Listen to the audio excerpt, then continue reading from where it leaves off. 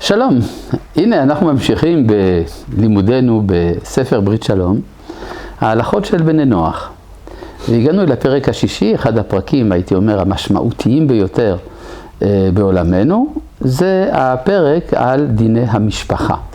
מה שרגילים להגיד מצוות איסור גילוי עריות, זה הרבה יותר רחב מזה. יש הערכה עצומה לתורת משה לענייני המשפחה, ובמיוחד להמשך החיים, פריה וריביה.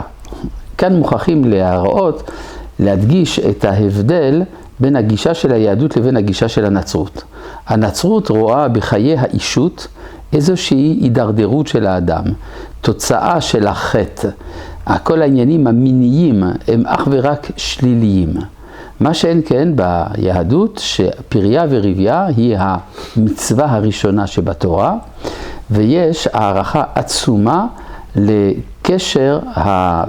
לקשר של אהבה בין איש לאשתו והפוריות שיוצאת מזה.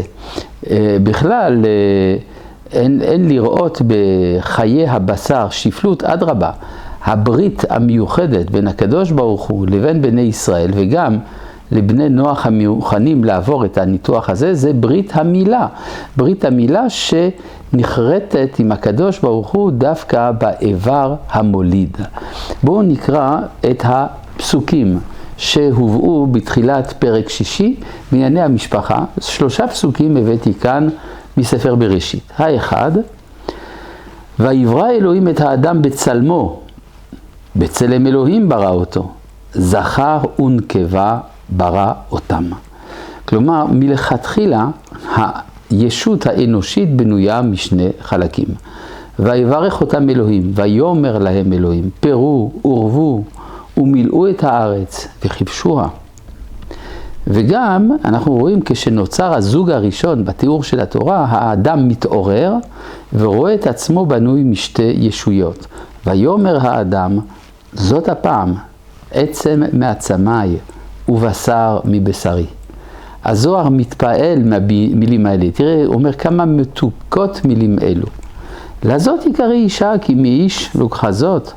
על כן יעזוב איש את אביו ואת אמו, ודבק באשתו, והיו לבשר אחד. איך אפשר גם ודבק באשתו והיו לבשר אחד? אומרים חז"ל, על ידי שהוא דבק באשתו והיו בוולד שיוולד מביניהם לבשר אחד. וגם הביטוי ויקרא האדם שם אשתו חווה, כי היא הייתה אם כל חי. האדם הוא עומד בראש הפסגה של כל בעלי החיים כולם, ולכן גם אשתו הראשונה של האדם הראשון נקראת על שם כל החיים כולם, חווה.